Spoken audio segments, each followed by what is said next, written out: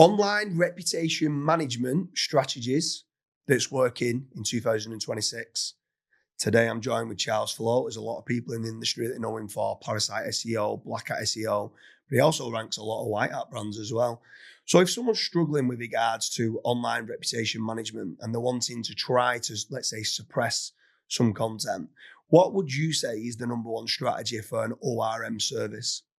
It's definitely got to be Parasite SEO. If you can use high authority sources, they can normally bury other pages very quickly just based on their root authority, right? If you imagine that you have some local newspapers that have been going quite deep about your brand, they're probably going to be like DR50, DR60, maybe DR48, something along those lines, right?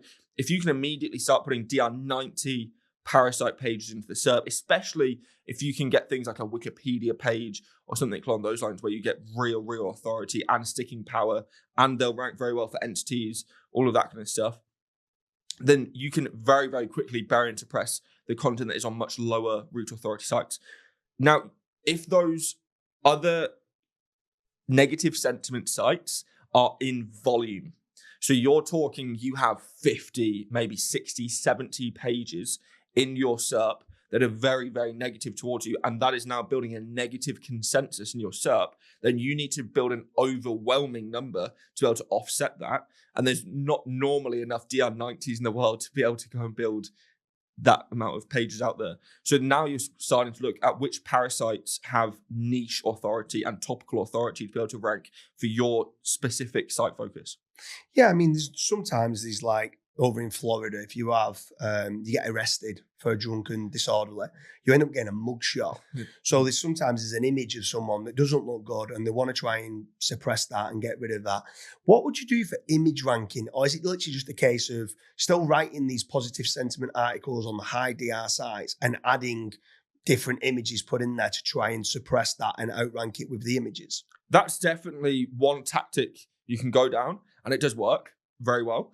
However, image search rankings tend to be a bit different to your organic rankings. And there are certain sites, certain image sizes, file sizes, all of that kind of thing that are going to rank better than others, right? If you're trying to get a 5 megabyte picture file to rank in Google Images, best of luck to you, you know what I mean?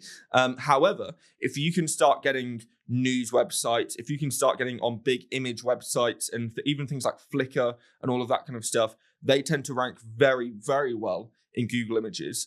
And the more diversity you really have from those sources, the more you'll start kind of creeping up the top. The image optimization itself does have some underlying factors where you have like your alt text and the file name, all that kind of stuff that you can optimize for as well. And they do play some role in the output, but they're not as big signals as a lot of people would think. What about if it's an old article and let's say it's in Google News, it's an old article, something happened maybe 5 years ago, someone's got done for manslaughter or something like that, and it's in the news. How can they sync that? Can freshness of new articles kind of sync the old one? Yes, so freshness does work in Google News specifically. However, if your SERP in traditional Google gets a top stories box, that's what's generally triggered by freshness more than Google News. Often with Google News, unless the article is a few days old or a few weeks old, that's only when freshness fully takes into account. If it's a month old, it's not as much of a signal as if it's a few days old in Google News. So generally speaking, you're wanting to get on bigger sources as you can. If that bad story was on your local small news sources, then you want to try and get national sources to cover a positive sentiment so that they can bury some of the smaller ones. And then B, you want to having a bigger volume. So if you got covered 5 times here, you want to try and get covered 50 times here just so that the consensus is showing the same story over and over again. So we hope you like the online reputation management strategies that's working in 2026. Make sure you check out the links in the description. There's quite a few other topics that I'm talking with Charles on about powering up your backlinks. It's another great ORM strategy where you might have some positive sentiment articles now ranking, could be below the negative sentiment. By powering those up, it can end up leapfrogging it to sync it onto page 2. Charles, it's been an absolute pleasure. Thanks for having me.